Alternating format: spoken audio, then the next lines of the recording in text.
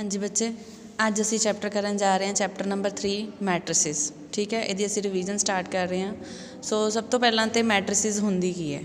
ठीक है, मैट्रिसिस नूं समझण लई मैं तुहानूं एक एग्जाम्पल देण लगी हाँ कि मैट्रिसिस का कंसैप्ट आया कित्थों है तो असीं इहनूं क्यों लैके आंदा, इहदी क्यों स्टडी करना चाहुंदे हाँ। ठीक है, सब तो पहला मान लो साडे कोल 3 स्टूडेंट्स हैं। फर्स्ट है राधा,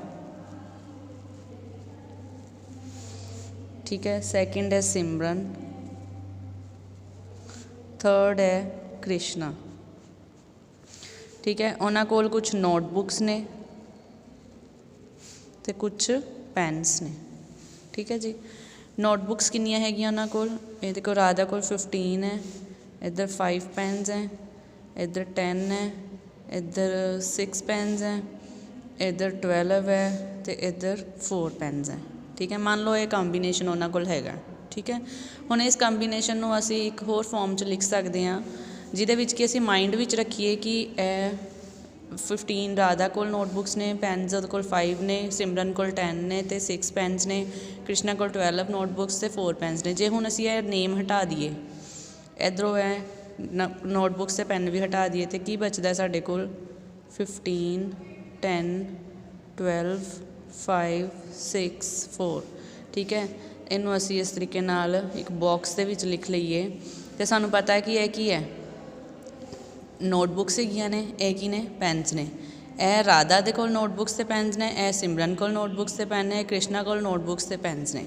ठीक है, यह जिहड़ी असी सारा डाटा सीगा असी इनू एक बॉक्स दे विच लिख लिता, इन शॉर्ट फॉर्म लिख लिया असी। ठीक है, इनू ही असी मैट्रिसिस कहते हैं। ठीक है, इनू की कहते हैं असी मैट्रिसिस। हुण इहदे नाल की हो गया, सानू डाटा याद रखना सौखा हो गया। 15 5 10 6 12 4 इदा करके तुसीं याद रख सकते हो, या इस तरीके नाल याद रख सकते हो 15 10 ते 12 नोटबुक्स ने, पेन्स की ने 5 6 ते 4 ने। ठीक है, तो इस तरीके नाल असीं इन्हां नूं याद रख सकते हैं। ठीक है, इनू ही आपां मैट्रिसिस कहते हैं। ये तो एक फॉर्म हो गई मैट्रिसिस की। ठीक है, हुण जिहड़ी जनरल फॉर्म हैगी है, जनरल फॉर्म ऑफ मैट्रिक्स की हैगी है। सब तो पहलां तो असीं मैट्रिक्स नूं कैपीटल लैटर नाल डिनोट करते हैं। इहदे विच असीं लिखांगे A11 A12 A13 so on A1N, A21 A22 A23 so on A2N। इधरली साइड तो इस तरीके नाल चलते जावांगे 1 2, इधर आ जाएगा M1 M2 M3 so on MN। ठीक है, कितनियां रोज़ हो गई साडे कोल? रोज़ आप इधर नूं चैक करांगे, ये साडियां इधरली साइड ते रोज़ हुंदियां ने। ठीक है, इधरली साइड ते कॉलम्स हुंदे हैं। ठीक है, इधरली साइड ते रोज़ हुंदियां। अगर ये चैक करिए असी तो कितनियां रोज़ ने साडे कोल? फर्स्ट रो होगी, रो 1, ए रो 2 होगी। ठीक है, ए रो 3 होगी। सो टोटल रोज़ कितनियां आ गई? 3। तो कॉलम्स च चैक करिए, इधर नूं कॉलम 1 है, ए कॉलम 2 है, तो टोटल कितने हो गए? 2 कॉलम्स आ गए। ठीक है, ए first row, second row, third row, 3 rows हो गई। ए first column, second column, 2 columns हो गए। हुण इहदे विच कितनियां रोज़ ने? आ देखो फर्स्ट, आ देखो इहदे विच 1 1 1 1 N। ठीक है, यह सारे में 1 आ जिहड़ा सेम आ रहा है। ठीक है, तो यदा मतलब एक रो हो गई। फिर इधर 2 2 2 2 सारे चारे का मतलब यह दूसरी रो होगी। यह मैं हिंट दे रही हूँ कि किमें असीं फाइंड आउट करना कि कितनियां रोज़ ने। ठीक है, ये M 1 2 तो लैके M तक आ गया। सो ये कितनियां रोज़ हो गई? M रोज़ हो गई। रोज़ हो गई साडे कोल M। तो कॉलम किन्ने हो गए? कॉलम दे विच देखो फर्स्ट कॉलम है, पिछले वाला सेम रह रहा। सैकेंड कॉलम दे विच पिछे सेम रह रहा, थर्ड दे विच पिछला सेम रह रहा। N टोटल कॉलम्स किन्ने हो गए? N। ठीक है, इनू असी की बोलते हैं M/N नू ऑर्डर ऑफ दी मैट्रिक्स। तो यदा ऑर्डर कितना हो जाएगा साडे कोल? 3 × 2 कितना हो गया? 3 × 2। इनू असी बोलते हैं ऑर्डर ऑफ दी मैट्रिक्स। हुण ऑर्डर ऑफ दी मैट्रिक्स का सानू फायदा की है? Why we are interested in order of matrix? Order of matrix का सानू फायदा ये है कि जो असीं इन्हां दोनों नू मल्टीप्लाई करांगे ना, तो जिन्ना आंसर आएगा ना उन्ने अंदर एलीमेंट्स होणगे। ਦੁਬਾਰਾ ਕਹਿ ਰਹੀ ਹਾਂ ਮੈਂ, ਆਰਡਰ ਆਫ ਮੈਟ੍ਰਿਕਸ ਦਾ ਫਾਇਦਾ ਸਾਨੂੰ ਕੀ ਹੈਗਾ ਫਾਈਂਡ ਆਊਟ ਕਰਨ ਦਾ ਕਿ ਇਹਨਾਂ ਨੂੰ ਮਲਟੀਪਲਾਈ ਕਰਕੇ ਜਿੰਨੇ ਨੰਬਰ ਆਉਣਗੇ ਨਾ, ਮੰਨ ਲਓ 12 ਆਇਆ ਤਾਂ ਅੰਦਰ 12 ਐਲੀਮੈਂਟਸ ਹੋਣਗੇ, ਠੀਕ ਹੈ। ਜੇ 10 ਆਇਆ ਤਾਂ ਅੰਦਰ 12 ਐਲੀਮੈਂਟਸ ਹੋਣਗੇ। ਹੁਣ ਇੱਧਰ ਦੇਖਦੇ ਹਾਂ ਅਸੀਂ, ਇੱਧਰ 3:2 ਕੀਤਾ ਸੀਗਾ, 3:2 ਕਿੰਨਾ ਹੁੰਦਾ 6, ਇਹਦੇ ਅੰਦਰ 6 ਐਲੀਮੈਂਟਸ ਹੋਣਗੇ, ਚੈੱਕ ਕਰ ਸਕਦੇ ਹੋ ਤੁਸੀਂ 1 2 3 4 5 6, ਠੀਕ ਹੈ। ਇਸ ਤਰੀਕੇ ਨਾਲ ਜਿੰਨਾ ਵੀ ਇੱਥੇ ਆਰਡਰ ਹੋਏਗਾ ਉਹਨੂੰ ਤੁਸੀਂ ਮਲਟੀਪਲਾਈ ਕਰੋਗੇ ਤੇ ਅੰਦਰ ਓਨੇ ਹੀ ਐਲੀਮੈਂਟਸ ਬਣ ਜਾਣਗੇ ਸਾਡੇ ਕੋਲ, ਠੀਕ ਹੈ ਜੀ। ਸੋ ਅਸੀਂ ਇਹਨੂੰ ਇਨ ਸ਼ਾਰਟ AIJ ਵੀ ਲਿਖ ਸਕਦੇ ਹਾਂ, ਮੈਟ੍ਰਿਕਸ AIJ। ਆਈ ਕਿੱਥੋਂ ਲੈ ਕੇ ਕਿੱਥੋਂ ਤੱਕ ਵੇਰੀ ਕਰਦਾ ਹੈ, ਆਈ ਕੀ ਹੈ, ਆਈ ਰੋ ਵਾਲੇ ਨੰਬਰ ਹੈ, ਠੀਕ ਹੈ। ਰੋ ਵਾਲੇ ਨੰਬਰ ਕਿਹੜੇ ਆ, 1 2 3 M, ਸੌਰੀ ਫਸਟ ਰੋ, ਸੈਕਿੰਡ ਰੋ ਤੇ mth ਰੋ, ਯਾਨੀ ਕਿ 1 to M ਆ ਗਈ ਆਈ ਦੀ ਵੈਲਿਊ, ਜੇ ਦੀ ਵੈਲਿਊ ਕਾਲਮ ਵਾਲੀ ਸੀਗੀ, ਇਹ 1 to N ਆ ਜਾਏਗੀ, ਠੀਕ ਹੈ। ਇਹਨੂੰ ਅਸੀਂ ਸ਼ਾਰਟ ਕਰਕੇ ਸਾਰੀ ਵੱਡੀ ਮੈਟ੍ਰਿਕਸ ਨੂੰ ਇਸ ਤਰੀਕੇ ਨਾਲ ਵੀ ਲਿਖ ਸਕਦੇ ਹਾਂ, ਠੀਕ ਹੈ ਜੀ। ਹੁਣ ਇਹ ਇੱਕ ਐਗਜ਼ਾਮਪਲ ਹੈ ਤੁਹਾਡੀ NCERT the, if matrix has 8 elements what are the possible orders it can have. ਮੰਨ ਲਓ ਕਿ ਟੋਟਲ ਐਲੀਮੈਂਟਸ 8 ਹੈਗੇ ਆ, ਠੀਕ ਹੈ। ਟੋਟਲ ਐਲੀਮੈਂਟਸ 8 ਹੈ, ਦੈਟ ਮੀਨਸ ਤੁਹਾਨੂੰ M into N ਉਹਨੇ ਪਹਿਲਾਂ ਹੀ ਦੇ ਦਿੱਤਾ, ਠੀਕ ਹੈ। यानी कि M into N कितना है 8 है, M into N कितना है 8 है। तो हुण दसना है कि ऑर्डर की हो सकता, हुण ऑर्डर इन्हां दोनों ते डिपेंड कर रहा है ना, जो M into N 8 कोई इस तरह के नंबर असीं फाइंड आउट करांगे जिन्होंने मल्टीप्लाई करके 8 बने, उही order of the matrix possible हो सकते हैं। हुण देखो की हो सकता है, 1 into 8 8 हो गया, 8 into 1 वो भी 8 हो गया। ये इन्हां दोनों च फर्क की है, ये एक रो है तो 8 कॉलम्स ने, ਇਹਦੇ 'ਚ 8 रोज़ है, एक कॉलम है, ठीक है। सो होर की पॉसीबिलिटी है, 2 into 4 इज इक्वल टू 8, ठीक है। 2 रोज़ तो 4 कॉलम हो जान, या 4 into 2 इज इक्वल टू 8, 4 रोज़ तो 2 कॉलम हो जान।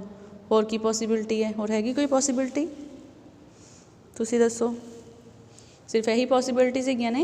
सो दैट मीनस किनियां उन्हें पूछा सीगा what are the possible orders. So आ वक्रे वक्रे पॉसीबल ऑर्डर्स हो सकते हैं जिन्हां दा कि नंबर ऑफ एलीमेंट्स 8 होणगे। सो किनियां मैट्रिसिस आउणगियां इदां दियां, आउणगियां 4 मैट्रिसिस इदां दियां आउणगियां जिन्हां दा ऑर्डर की है 8 हो सकता है, ठीक है बच्चे।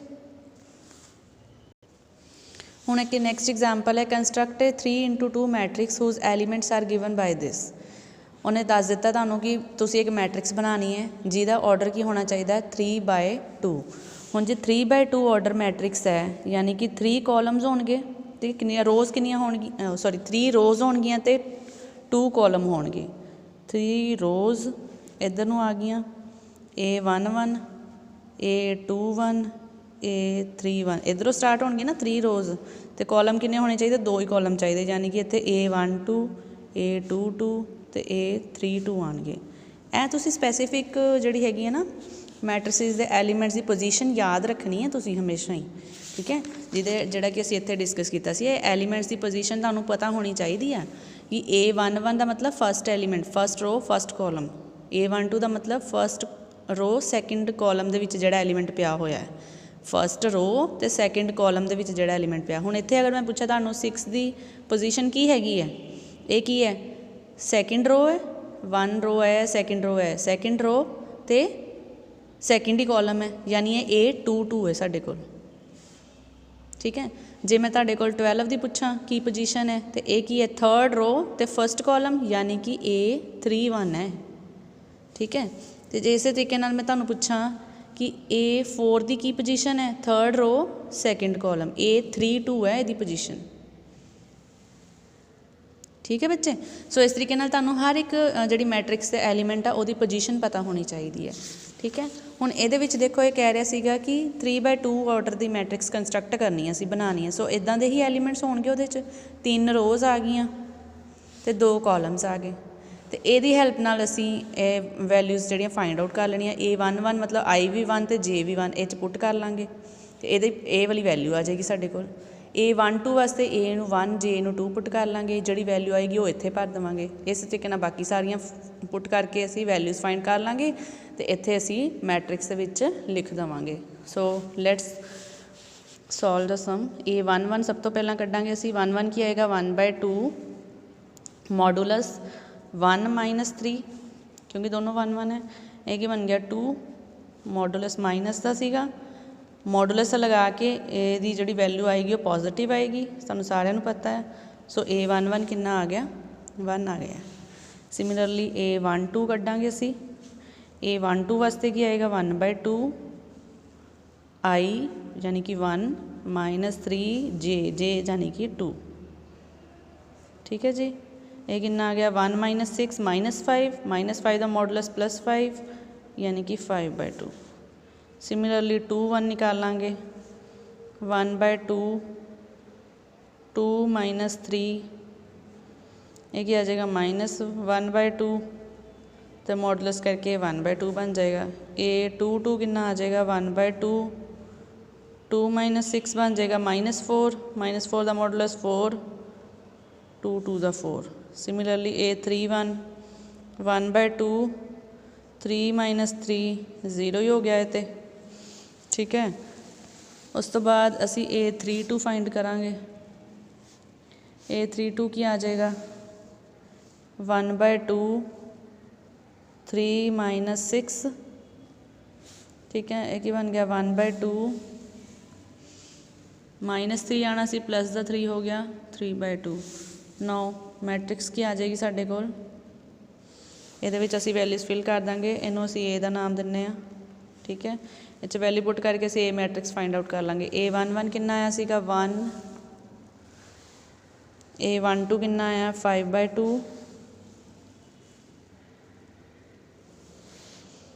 A21 ਆਇਆ 1/2,